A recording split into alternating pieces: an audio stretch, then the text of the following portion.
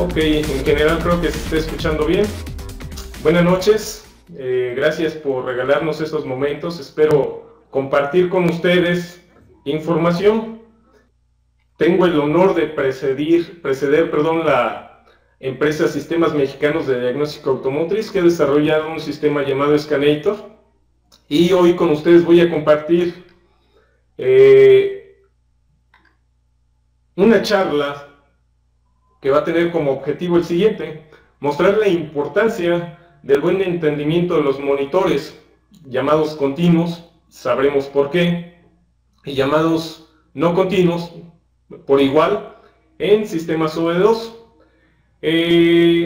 Los vehículos OBD2 en general en nuestro país, en México, en otras latitudes yo creo que es algo similar, Centro y Sudamérica, empiezan a arribar los autos americanos alrededor del año 96 y las otras marcas europeas o asiáticas en 2000, 2002, 2003, y prácticamente todo el parque vehicular nuevo pues ya soporta lo que es el estándar OBD2, que nos da grandes ventajas. Al menos podemos diagnosticar de manera básica en diagnóstico vía OBD2 para el control de emisiones contaminantes. Esta parte solamente es un pedacito, como les mencionaba, de lo que es el diagnóstico OBD2, los monitores continuos y no continuos, y los invitaría, aunque OBD2 en principio debería de ser un tema que nosotros como técnicos deberíamos ya de dominar, no le restemos importancia, volverle a dar una ojeada. Para los que alguna vez ya tomamos un curso, ya sabemos de alguna manera identificar la evolución, si es que la tuvo el sistema OBD2.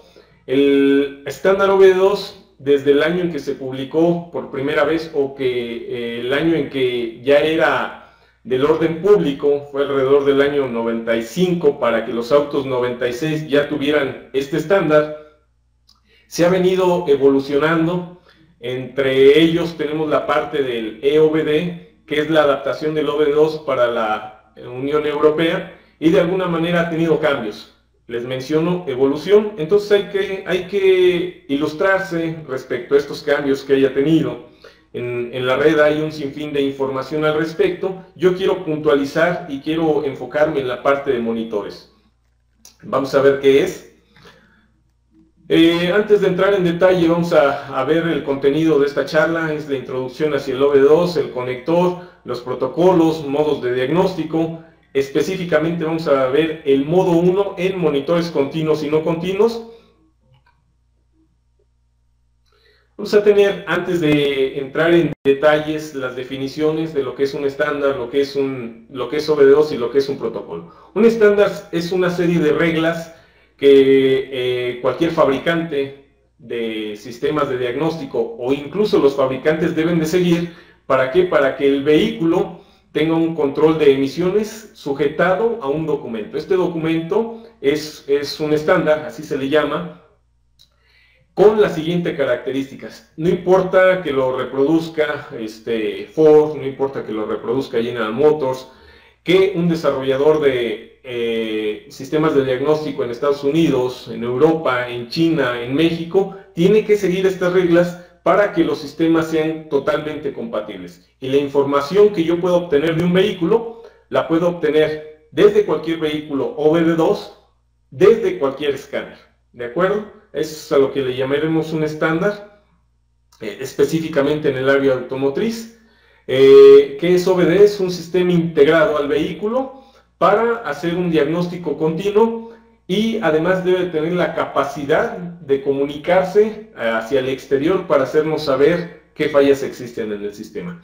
Y un protocolo de comunicación, que generalmente nosotros le llamamos protocolo, es un formato de comunicación para el intercambio de información entre los diferentes sistemas. Puede ser entre las computadoras que integran el vehículo, o un sistema de diagnóstico y alguna computadora que está dentro del vehículo. Eso le llamaremos protocolo de comunicación.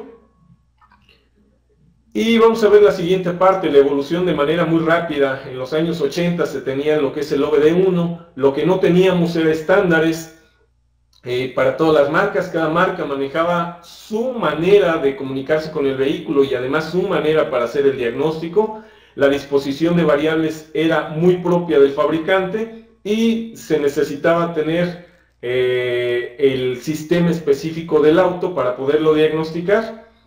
En el año 96 entra en vigor el estándar OBD2 con las ventajas de tener un estándar que todos los fabricantes, al menos en la Unión Americana, deberían de seguir para poder tener acceso a los datos de la computadora de control de motor, principalmente para el control de emisiones.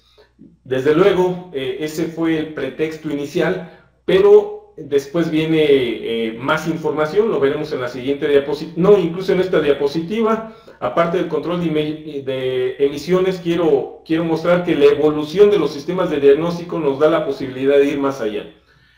Ya no dentro del estándar OBD2, pero sí, por ejemplo, control de estabilidad, de confort, de seguridad, eficiencia, potencia, etcétera, etcétera. Y el futuro inmediato, el futuro actual que tenemos, pues son el aprovechamiento de las tecnologías de la información. Y pasamos a la siguiente diapositiva, en donde nos va a indicar este tipo de tecnologías.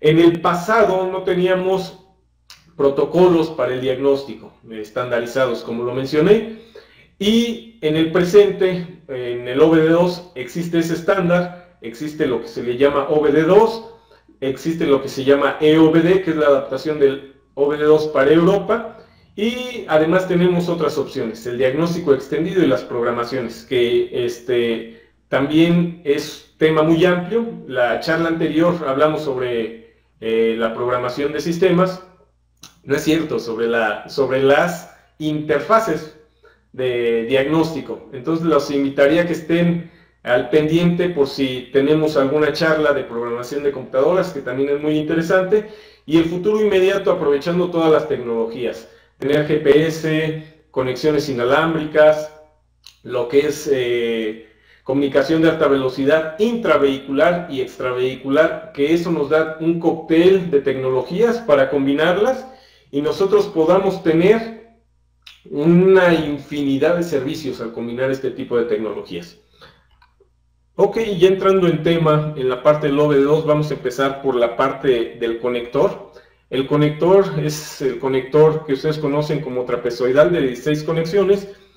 Tenemos también un estándar que nos define de qué tamaño es el conector, qué pines son los que necesitamos usar. Los pines que se usan bajo el estándar OBD2 son los que están mencionados del lado derecho de la diapositiva, y es la ejemplificación de los pines que generalmente utiliza Ford para la comunicación para el diagnóstico OBD2, que sería el pin 2 y 10, para la comunicación de vehículos principalmente entre 96 y 2005 o 2006, y las líneas CAN bus, que sería el pin 6 y el pin 14 para la comunicación de vehículos más recientes, siempre su tierra en el pin número 5 y el voltaje en el pin número 16. No me entretengo mucho aquí, existen las diapositivas para vehículos Ford. La siguiente diapositiva nos indica para vehículos General Motors. Observen que se utiliza también el pin número 2, que corresponde al protocolo J1850, al igual que lo hace Ford, pero solamente se hace a través de una sola línea. El pin número 2, a diferencia de Ford, que utiliza dos líneas. También se utiliza el pin número 5 y el pin número 14 para la comunicación CAN bus para vehículos más nuevos, y en este caso es común en México encontrarse vehículos General Motors que en lugar de utilizar la tierra en el pin número 5 la utilizan en el pin número 4. ¿De acuerdo? Sin embargo, una mayoría de sistemas de diagnóstico traen estas dos líneas activas en el caso de la tierra para el pin 4 o el pin 5, pero hay que tomar en cuenta que pudiera tener la tierra en uno o en otro pin. Sería entonces para vehículos General Motors. Continuamos. El otro tipo de distribución normal que tienen los vehículos es como la que estamos viendo ya en pantalla. El pin número 5 a tierra, el 16 a voltaje.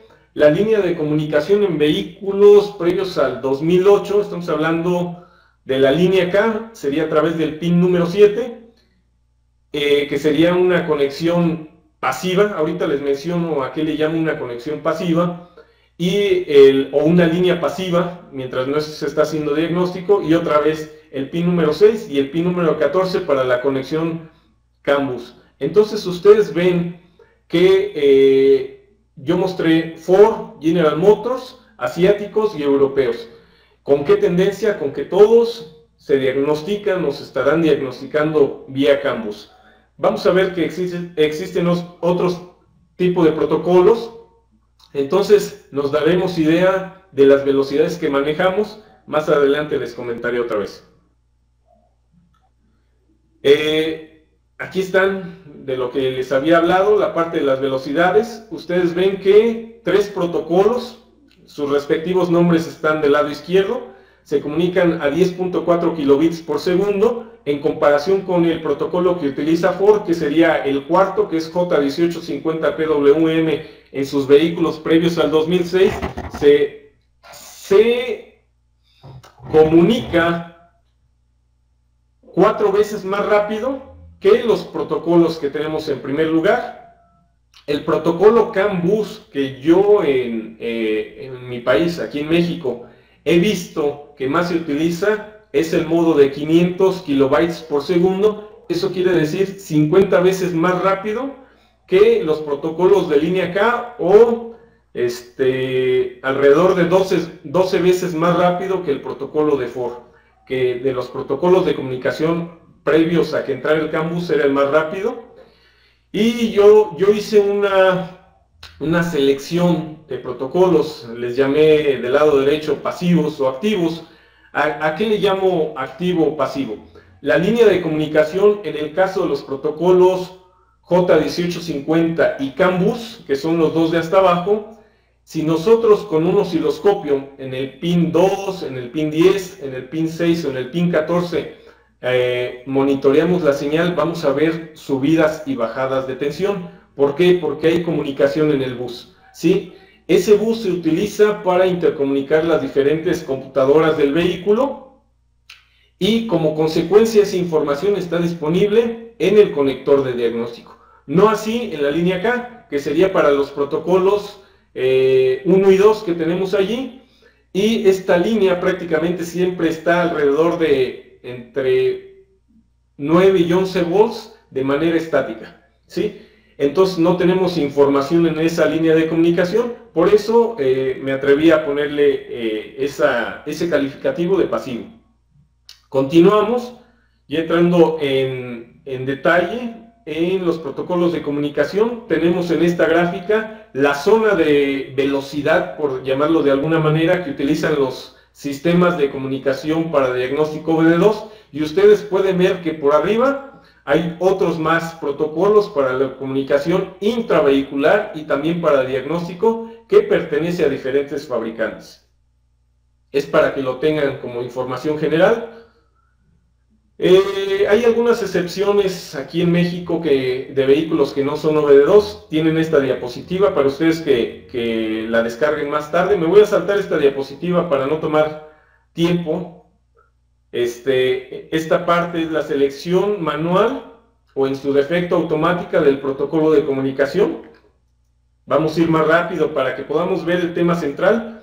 El estándar OBD2, que es llamado J1979 según la SAE, la Asociación de Ingenieros en Estados Unidos, o de la ISO, el Organismo Internacional de Estándares, que es el 15031, tiene 9 modos de diagnóstico de comunicación, por llamarlo de alguna manera.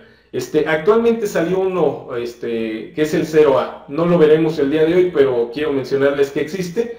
Vamos a ver solamente, nos vamos a focalizar en lo que es la línea de datos, específicamente los monitores continuos y no continuos, pero esos son todos los modos para hacer diagnóstico a través del OBD2. Vamos a ir al modo 01, que es lo que nos compete en la charla del día de hoy. Vamos a tener variables numéricas, que generalmente son las que primero conocemos: qué porcentaje tiene el TPS, qué temperatura tiene el ST, qué temperatura tiene el YAT, y así sucesivamente. Generalmente esas las conocemos y las identificamos rápidamente. Hay unas constantes. Estas constantes son aquellas que no cambian en la vida del vehículo su valor. Cada variable vía modo 01, que así se le llama a la obtención de línea de datos, va a tener un identificador, digámoslo así, un nombre que la computadora lo identifica. En el caso del nombre o el PID 1C, sería el requerimiento OBD soportado por el vehículo. Esta identificación nos puede decir si el vehículo es OBD1, no es compatible con OBD2, es OBD2, es OBD2 y además EOBD o el protocolo japonés. Esta es una información que no va a cambiar en la vida del vehículo, entonces ni siquiera tiene razón el monitoreo. Es una constante. También la posición de los sensores de oxígeno no va a cambiar en la vida del vehículo. Siempre va a tener el sensor 1 y el sensor 2 para los vehículos de 4 cilindros de un solo banco y diferentes distribuciones si tenemos más de 4 cilindros. Pero tampoco estos identificadores 13 y 1D van a cambiar, entonces por eso les llamamos constantes. Hay además algo que se le llama estado de variables. Un ejemplo, por ejemplo, la condición del sistema de control de combustible es identificado por el número 03. Y no vamos a tener una variable numérica y tampoco va a ser constante durante el proceso. Esta puede cambiar. Aquí tenemos tres condiciones de circuito abierto. Del lado izquierdo se muestran sus acrónimos: circuito cerrado o circuito abierto debido a alguna condición de manejo. Más adelante vamos a detallar esto. Nada más quería definir. Esta es una manera tradicional, incluso es la pantalla del sistema que hemos desarrollado. Es una pantalla tradicional de línea de datos. En la parte superior vemos las variables y aquellas variables que son numéricas. Tenemos su valor numérico en segunda posición y después las unidades. El sistema OBD2 nos dice que vamos a tener la opción de seleccionar variables con unidades internacionales o con unidades inglesas. El sistema nos permite, o cualquier sistema OBD2 nos debe permitir ir de un tipo de variables, de un sistema de variables a otro tipo de sistema de variables. Y en la parte baja, que es lo que nos compete el día de hoy, que son las pruebas de monitores continuos y no continuos, pueden tener el estado de ser soportados por el vehículo o no serlo. Aquellos que no sean soportados por el vehículo, les restamos importancia porque no vamos a poder saber nada de ellos, pero los que sí son soportados, es importante la condición de saber si están terminados o no. Y vamos a ver más adelante por qué. La siguiente diapositiva nos va a mostrar las diferentes formas que un escáner nos puede mostrar la línea de datos. Estas son algunas pantallas de nuestro sistema de diagnóstico que nos muestra la clásica línea de datos, pero la parte derecha nos muestra marcadores de aguja para variables numéricas o encendidos o apagados como LEDs para variables booleanas o binarias, como se le llaman. Ustedes las conocen a veces como variables on-off. La parte baja como variables en formato gráfico. No nos entretenemos mucho tampoco allí. Vamos a centrarnos en esta variable porque nos va a ser útil entender el tema del monitor que vamos a ver el día de hoy, que es el estado del sistema de combustible. Es el que nos va a controlar el ciclo cerrado, o más bien nos va a decir si hay un ciclo cerrado o un ciclo abierto. Vamos a definir también qué es este estado, pero quiero que vean que hay 5 condiciones. 3 que son normales. La primera es el ciclo abierto, cuando todavía no se alcanzan las condiciones para tener un ciclo cerrado. El ciclo cerrado, que es la segunda opción, que es un estado normal de esta variable, cuando ya tenemos las condiciones principalmente de temperatura y de condiciones normales de manejo. La tercera, que es un circuito abierto debido a una condición de manejo, ya sea una aceleración o una parada de emergencia principalmente. O tenemos 2 estados de falla, que hay que prestar mucha atención a estos estados de falla y lo comprenderemos más adelante. Sería uno en circuito abierto y otro en circuito cerrado. Vamos a regresar a esta parte voy a esquematizar con esta información que tengo en pantalla a lo que se le llamaría un ciclo abierto. Tenemos al centro la computadora, que es la que al final de cuentas toma todas las decisiones para el control del vehículo. Del lado izquierdo se representan con las imágenes los diferentes sensores. Desde luego el vehículo tiene más, pero para ejemplificar, nos dan la información del estado del vehículo, en el caso de el flujo de masa en la parte superior, o la temperatura del aire de entrada, o la solicitud del pedal de acelerador por causa del usuario, o la temperatura del motor, que también es muy importante. Con estos sensores y desde luego todos los demás con los que cuenta una computadora, ella toma la decisión de cuánto combustible inyectar. Con qué, desde luego se tiene todo el conocimiento por parte de los fabricantes de computadoras y de motores para realizar lo que se le llama la mezcla estequiométrica ideal. Entonces, en función de todas esas variables, él intentará crear una mezcla estequiométrica que nos da la ventaja de ser lo más eficiente posible. Sin embargo, no es suficiente, esto no nos asegura, aun cuando se tiene un conocimiento tremendo en ese sentido, que el control de combustible o de la relación de mezcla entre aire y combustible sea correcta.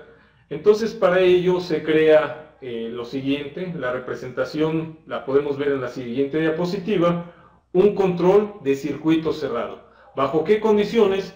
Bajo las condiciones de que después de hacer la inyección sucederá el proceso físico-químico de la combustión y ese proceso nos generará gases de escape. Esos gases de escape nos darán una información, o más bien podemos obtener la información de cuánto oxígeno hay a través de los sensores que precisamente así se llaman, sensores de oxígeno. En función de la cantidad de oxígeno que existe en estos gases de escape, vamos a tener una retroalimentación hacia la computadora para que ella haga una corrección de la cantidad de combustible que esté inyectando. Con esto quiero ejemplificar lo que se le llama circuito cerrado, circuito abierto, de una manera sencilla y gráfica. Y pasamos a la diapositiva que nos muestra gráficamente cómo se comportaría un sensor de oxígeno de intervalo reducido cuando hay una mezcla o un cambio entre entre mezcla rica, que es la parte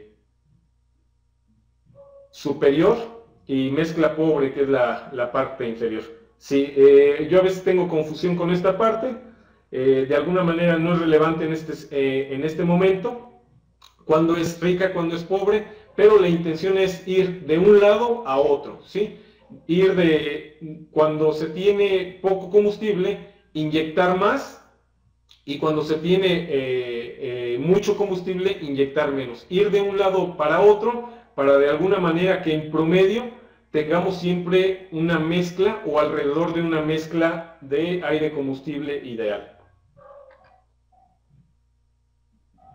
Esta es una pantalla que nosotros disponemos para un diagnóstico específico de sensores de oxígeno y también para determinación de la condición del catalizador. Desde luego, si los sensores de oxígeno están en correctas condiciones, nosotros ponemos la selección de variable en la parte superior, el monitoreo de dos sensores de oxígeno de manera simultánea y el parámetro del que hablamos, del que he estado hablando, que es el estado del sistema de control de combustible, que es en el monitor en el que me voy a centrar. ¿Sí? Vamos a ver qué es un monitor, un estado de monitores, o más bien propiamente un monitor es una autoprueba que hace el vehículo. Desde luego es a través de pasos que el fabricante ha programado dentro de las computadoras para hacer la verificación de los sistemas o de los diferentes sistemas. Hay tres sistemas o tres monitores que se les llama continuos. ¿Cuál es el sinónimo de continuos? Que son instantáneos. Son pruebas que se hacen muy rápido y se hacen siempre que el motor esté funcionando. necesitan dos de ellos ninguna condición específica, el otro necesita alcanzar la temperatura normal de trabajo, o más bien la temperatura de trabajo, y estamos hablando de el monitor de pérdida de detonación, que muchos lo conocemos como misfire, por su término en inglés. El monitor continuo de sistema de control de combustible, ahí le faltaría una palabra al segundo monitor, que es el término en inglés está entre paréntesis, y el sistema de componentes compresivos. Vamos a detallar solamente uno de ellos para observar que se puede llegar a una detección errónea, o más bien a una conclusión errónea de la falla que existe en el vehículo. Y nos vamos a centrar en lo que es el monitor de pérdida de detonación. ¿Para qué funciona el monitor que me va a detectar si uno de los cilindros no está detonando o no está haciendo combustión? Bueno, su principal característica es proteger el catalizador. O sea, ¿cuál es la función de este monitor? Proteger el catalizador. ¿Por qué? Si llega combustible crudo al catalizador, que tiene una capa que es muy sensible a los contaminantes, en este caso, si el hidrocarburo llega al catalizador de manera cruda, podemos dañar esta cerámica de la cual están compuestos los catalizadores y desde luego bajar su eficiencia o dañar completamente el catalizador. Es una de las razones por las cuales existen estas autopruebas, que lo que nos van a proteger es este elemento. Sí, además es uno de los elementos más caros del vehículo.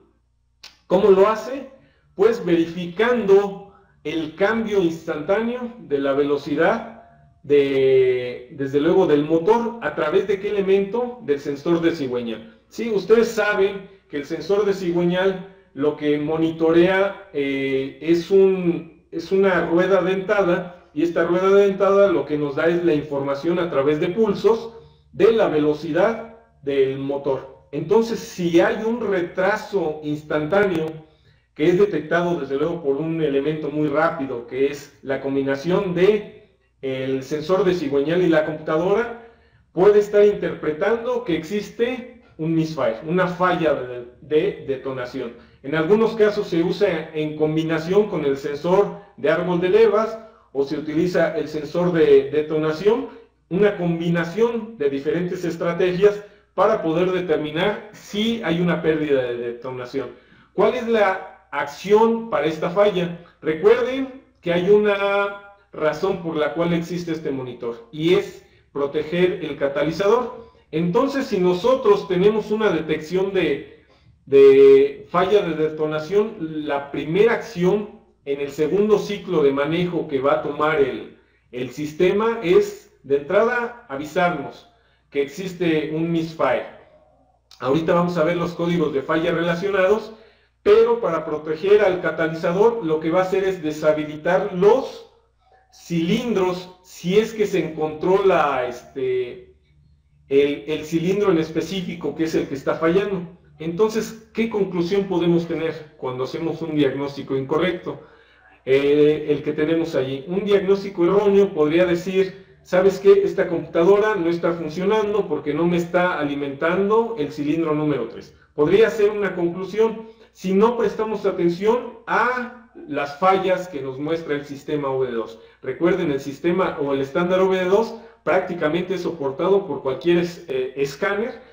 Muchos tenemos la ventaja de ofrecer diferentes formas de analizar las líneas de datos principalmente. Y las posibles fallas que pudiéramos tener son otras, ¿sí? Desde cables de bujías, distribuidor, la bujía, las bobinas, baja compresión. Entonces hay que revisar por pasos. Yo recomiendo la parte mecánica, después la parte eléctrica, principalmente alimentaciones de voltaje y tierra, después la parte electrónica, verificar el estado de los monitores que estén terminados, y ahora sí ir a la parte de códigos de falla específicos del monitor. Esta parte es para ejemplificar que cada monitor tiene una razón de ser. Puse un ejemplo, la detección de falla, tiene cómo lo hace, esto depende del fabricante, y después la acción que toma. ¿Para qué? Para proteger por la razón que fue hecha. Vamos a ver en una tablita los monitores continuos, de los cuales son parte del sistema OBD2. Ya vimos la parte de pérdida de detonación, que es el misfire, con códigos P03000 y P0308. Las definiciones de estos códigos están en el apéndice al final de la presentación. Ustedes los tendrán disponibles para que haya relación y puedan verificarlo. Es pérdida de detonación aleatoria, sería el primero, el P0300, y los otros es pérdida de detonación en el cilindro 1 al cilindro 8. Y la ejecución, observen que se hace cada 200 o 1000 revoluciones. Eso quiere decir que prácticamente cada instante. En menos de un segundo ya se hizo una prueba de si hay una pérdida de detonación o no.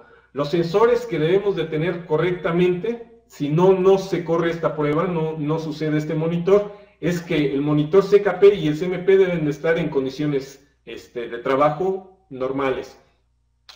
Y la duración de este monitor es todo el ciclo de manejo, y se nos reporta un código de falla. Después de 2 ciclos de manejo sucedió esta falla, o esta falla en el monitor. Después, el sistema de control de combustible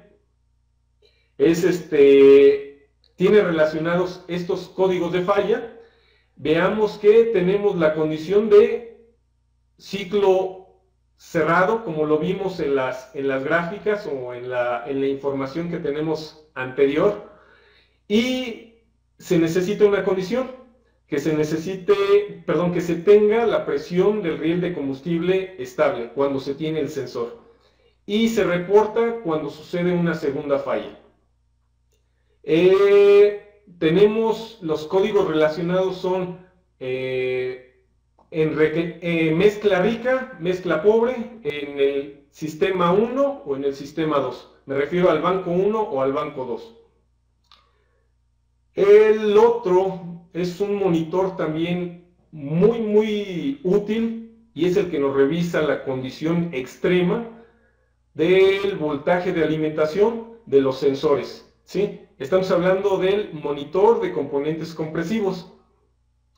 Ahí están principalmente los sensores que están relacionados. Podrán ver al final de la presentación estos sensores relacionados. ¿Y qué hace este monitor? Es muy sencillo la parte que hace este monitor. Lo que hace es identificar si alguno de los sensores está en una condición extrema. ¿En qué sentido? Si está con un voltaje 0 prácticamente, o está con un voltaje de 5 volts. Hay una tolerancia muy pequeña de 0.2 volts entre estos dos voltajes, me refiero de 0 a 0.2 y de 4.8 a 5. Si está en esos niveles, lo más seguro es que el sensor esté dañado, porque son condiciones extremas. Y además hace la siguiente verificación, hace una correlación entre diferentes sensores. Un ejemplo, si tenemos el sensor de temperatura, el sensor de temperatura de motor, que nos mostrara menos 20 grados, el valor mínimo que puede tomar es menos 15 grados, que nos mostrara menos 5 grados, y el sensor de temperatura de aire de entrada nos muestra 20 grados centígrados, ya ahí hay una prueba de que esos dos sensores de alguna manera están muy alejados. La temperatura del motor es bastante extrema en el sentido negativo respecto a la temperatura de aire. Entonces, allí, dependiendo del fabricante, la computadora puede tomar la decisión de que uno de los sensores está incorrecto. Como condición, nos va a generar un código de falla que alguno de esos sensores está fuera de intervalo. Como condición, nos va a reportar falla. ¿De acuerdo? Y podemos basar la información, o podemos ir directamente a detectar la falla en función de los códigos de falla. Vamos a ir a la siguiente diapositiva. a definir los diferentes monitores no continuos. A diferencia de los monitores continuos, estos monitores no continuos, que también son autopruebas del mismo sistema para la protección misma de los diferentes componentes. Voy a regresar porque creo que me salté algo en la pantalla anterior. Dijimos que para Misfire lo que protegemos es el catalizador. Para el sistema de combustible, lo que estamos protegiendo, o más bien lo que estamos intentando reducir, son las emisiones. Es la idea del sistema de control de combustible, que la mezcla estequiométrica sea perfecta. Bajo estas condiciones siempre se va a buscar ese objetivo, y además se va, como consecuencia, se va a proteger también el catalizador. También se va a cuidar la eficiencia en el consumo de combustible, en la relación distancia-combustible, creando o siempre buscando la mezcla ideal. Y lo que se va a buscar con el sistema de monitoreo continuo de los componentes compresivos es el siguiente: es identificar que todos los sensores que nos van a ayudar a realizar el monitoreo de las condiciones del vehículo estén en buenas condiciones. Ese es el objetivo de cada uno de los monitores. Ahora sí voy a los monitores no continuos. La diferencia de estos monitores es que las pruebas a veces llevan mucho tiempo. ¿Por qué? Porque a lo mejor necesitan ir de una temperatura baja a una temperatura de trabajo normal, o más de un ciclo de trabajo o un ciclo de trabajo completo. Solamente los voy a mencionar de manera muy general: el convertidor catalítico, que nos va a hacer la prueba de funcionamiento y de eficiencia del convertidor catalítico, el calentador del convertidor catalítico. ¿Para qué? Para lograr la mejor eficiencia.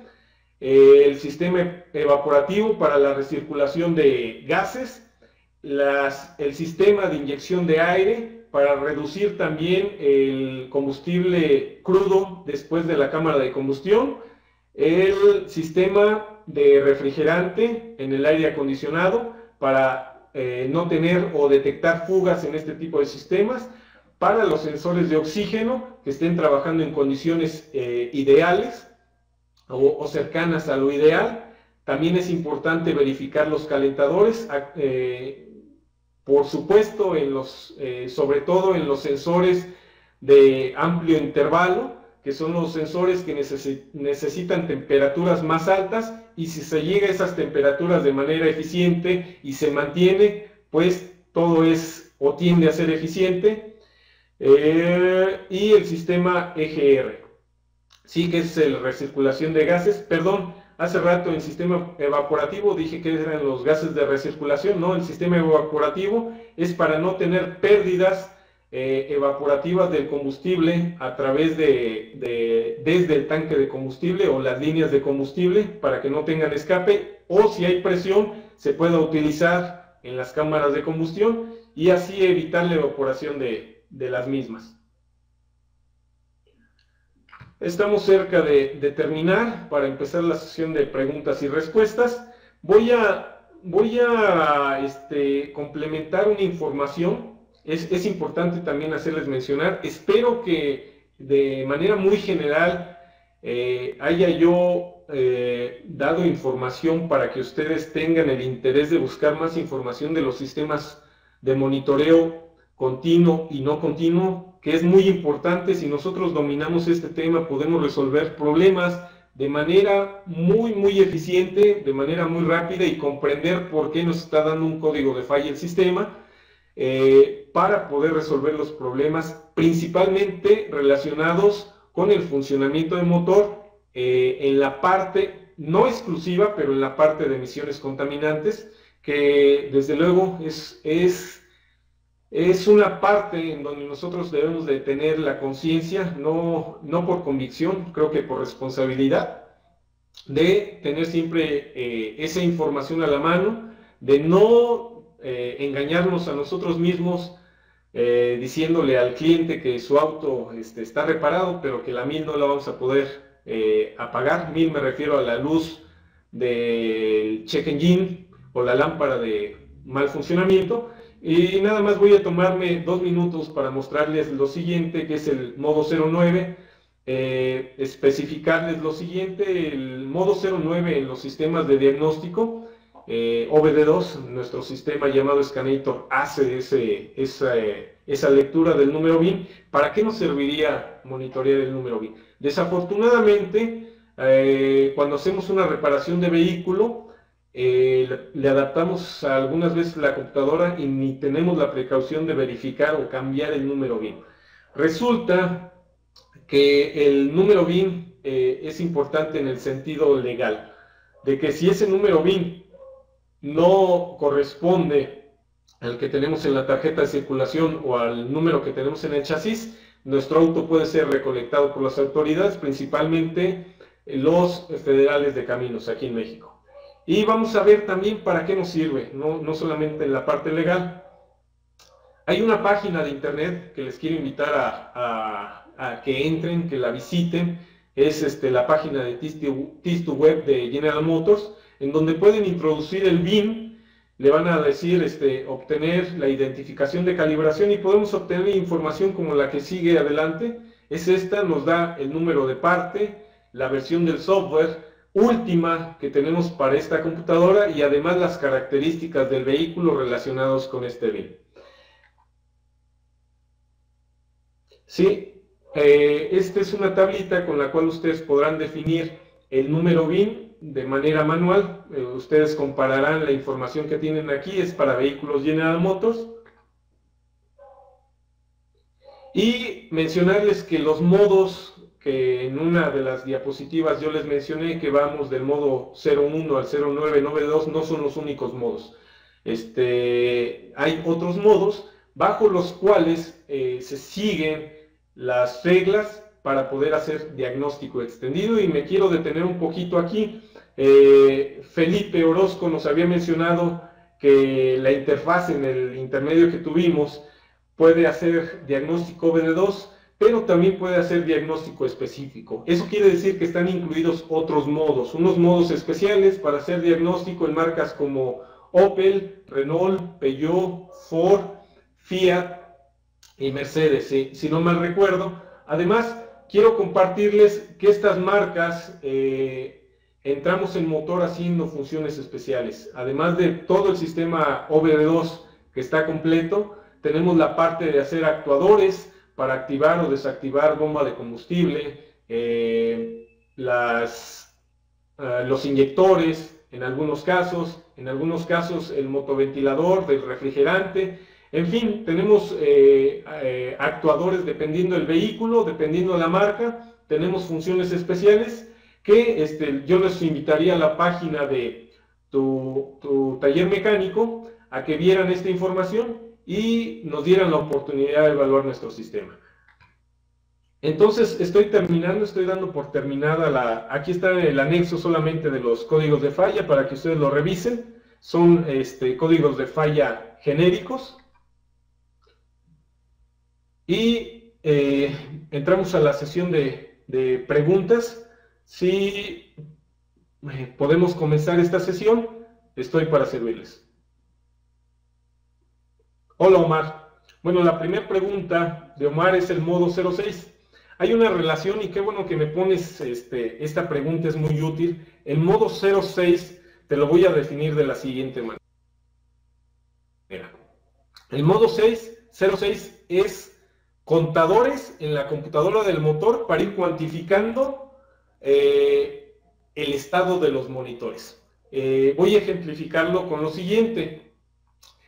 Ahorita el tema que vimos, el monitor que vimos fue el de misfire, pérdida de detonación. Entonces el modo 06 te da la siguiente ventaja. Scanator, que es nuestro producto, te da información de ese modo 6.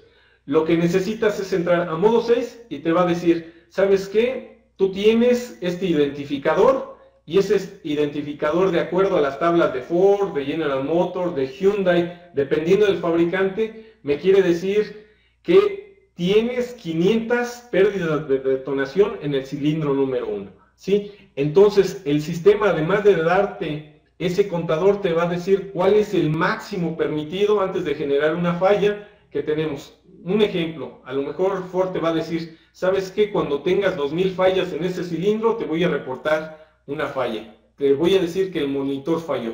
Ese es el modo 6. Es la manera que yo puedo explicarte qué es el modo 6. Hay entonces una relación muy estrecha entre el modo 6 y los monitores continuos y no continuos del sistema. Los invito a que entren a las páginas de los fabricantes para que busquen los documentos modo 06 y en el sistema de diagnóstico, si es compatible con OBD2, es posible entrar a modo 06.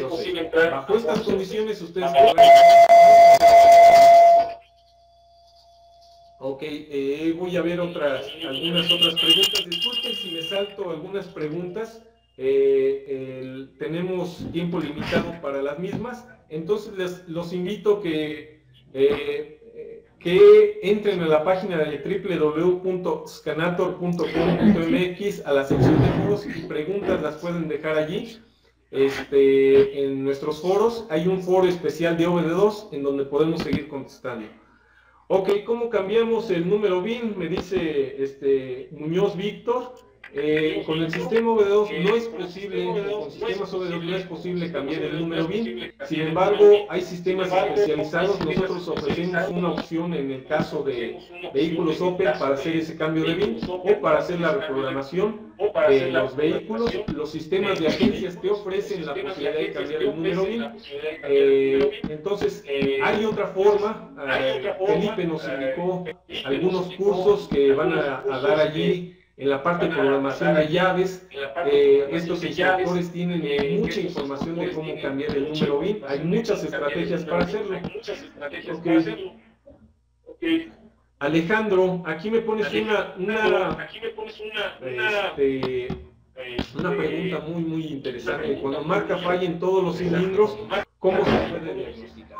Bueno, te marca fallas aleatorias. No puede detectar el sistema que falló algún cilindro en específico.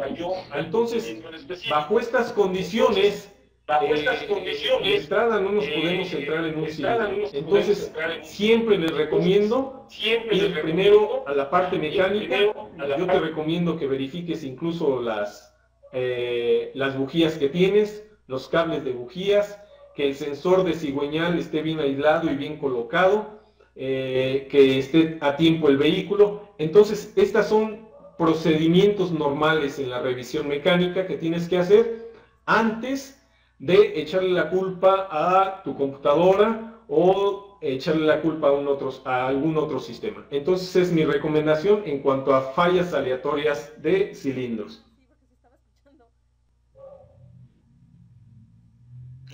Ok, Alejandro, una pregunta que haces aquí. ¿Por qué el Suru 3 2006 en adelante no tiene el conector OBD2? ¿Y qué puede hacerse para escanearlo? Mira, hay un diagrama, es muy sencillo, no lo tengo a la mano. Si puedes, les voy a proporcionar mi correo electrónico y te podría hacer llegar ese diagrama. En su defecto, otra solución es que nosotros tenemos el conector para que puedas diagnosticarlo. Es solamente puentear tres cables. ¿Por qué no tiene el conector? Lo desconozco. Lo que sí puedo decirte es que es un vehículo que puedes hacer diagnóstico a partir del 2004 con cualquier escáner OBD2, te va a dar información. El por qué no han cambiado el conector lo desconozco, pero es una de las excepciones que marco incluso en las diapositivas. Víctor, ¿cuáles son los sensores de alto intervalo? Vamos a cambiarle el calificativo, vamos a ponerle de intervalo extendido. Son sensores que nos pueden indicar la cantidad de oxígeno de manera más precisa, ¿de acuerdo? Características, tienen otro material que es más sensible, trabajan a temperaturas más altas y el control de mezcla puede hacerse más preciso con ese tipo de sistemas, más bien con ese tipo de sensores. Esos sensores también pueden diagnosticarse o monitorearse desde tu sistema OBD2. Todos los sistemas OBD2 deben tener la capacidad de darnos información de los sensores de oxígeno normales de intervalo reducido, por llamarles de alguna manera, que eran los primeros que salieron, o los sensores de oxígeno de intervalo ampliado. Ok, aquí José Castellanos, ¿cómo interpretar los signos 10 cuando aparecen en la pantalla del escáner? Ok, algunos escáneres nos van a dar la dirección de la computadora. Esta dirección de la computadora puede ser la 10, la 11, la 20, la 7. Por ejemplo, tengo un ejemplo, la 7A para los sistemas Renault. Sí, es solamente la dirección que tiene de manera electrónica la computadora. ¿En qué se diferencia el OBD1 del OBD2? Principalmente en lo siguiente, en que OBD2 ya tiene reglas específicas para que todos los fabricantes construyan sus sistemas y a través de equipos estandarizados podamos hacer el diagnóstico. Pero además, la forma del conector y además tener al menos 2 sensores de oxígeno que incluyan un sistema con catalizador y uno de los sensores vaya antes para hacer el ciclo cerrado del cual hablamos para el control de combustible y el que vaya después para identificar la eficiencia del catalizador. Esas son las principales características. Podríamos platicar otra hora más de las diferencias o de las grandes diferencias entre el OBD1 y el OBD2. El Scanator puede cambiar el número BIN en la marca Opel. Hablamos de Astra, Corsa, Meriva, Zafira, Tornado, Chevy. No lo hicimos con la idea de cambiar el número BIN. El Scanator Opel lo hicimos con la idea de reprogramar computadoras. Entonces el proceso de programar computadoras incluye el cambio de BIN. ¿Cómo entrar al modo 06, Javier? En el caso de Scanator hay una opción que dice modo 06. Si tienes Scanator, por favor comunícate a soporte técnico para que te auxilien diciéndote cómo entrar y que puedas tener esa opción.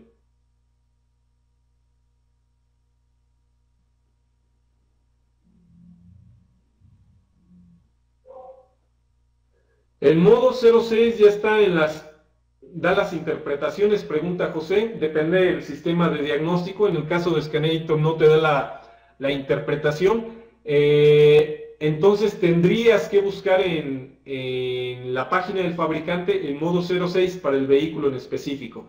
Es sencillo en el sentido de que está disponible esa información. Si cuentas con internet, solamente necesitas ir a la página del fabricante para identificar cada uno de ellos.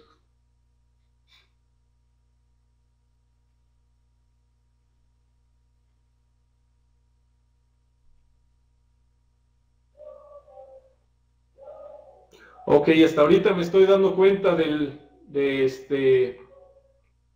problema de audio. Una disculpa, espero que me hayan escuchado en general. Voy a ir hasta abajo para identificar. Creo que no hay problemas en esa parte, todo bien, ok. Ok, Alejandro, aquí me pones una pregunta. Desafortunadamente, Scanator no nos hace diagnóstico extendido en Chrysler, por eso no podemos hacer el factor piñón. Como consecuencia, la respuesta es no. Sin embargo, hacemos funciones especiales en muchas marcas ya: Volkswagen, Renault, Peugeot, Audi, Seat, Opel, Mercedes. Y estamos trabajando duro para darles más y más opciones cada vez en cuanto a marcas, funciones y módulos soportados. Jorge, disculpa, el convertidor catalítico es muy importante. Sí, es muy importante por lo siguiente: los óxidos nitrosos son uno de los gases más tóxicos que puede haber en la combustión. Desde luego los podemos controlar con temperatura, o la toxicidad de los elementos, de los gases más nocivos, son reducidos a moléculas menos dañinas al ser humano y al medio ambiente a través del catalizador. Entonces, por eso es muy importante.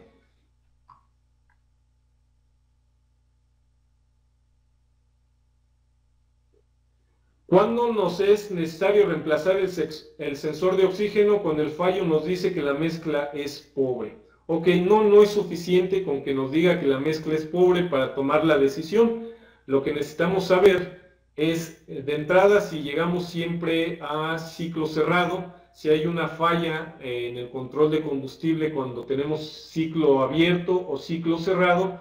Necesitamos detectar si el calentador del sensor de oxígeno está en buenas condiciones. Necesitamos también identificar si las líneas que van desde el sensor de oxígeno hasta la computadora están en buenas condiciones antes de hacer un reemplazo. Recuerden que un código de falla que se refiere a un sensor no nos dice que reemplacemos el sensor, sino hay pruebas previas que necesitamos hacer, ¿sí? Sin embargo, en muchos casos, en el caso del sensor de oxígeno, en algunas veces es necesario hacer ese tipo de prueba y error, porque a veces es sencillo si tenemos disponible la pieza a probar.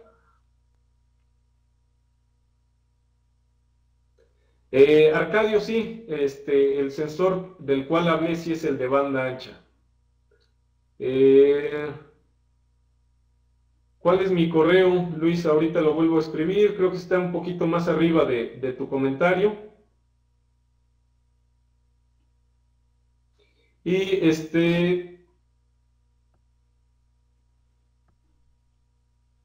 ok, Alejandro, puedes codificar las llaves con Scanator, puedes codificar las llaves de Volkswagen, Audi, Seat y Opel.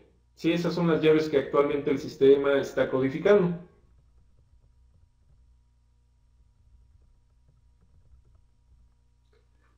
Carlos, mira, la experiencia no la tengo respecto a cuando haces un cambio, sin embargo, vamos a evaluarlo de manera muy rápida, qué pudiera suceder. Generalmente lo que vas a cambiar cuando vas le vas a cambiar la parte de salida de gases de escape al sistema que viene de fábrica.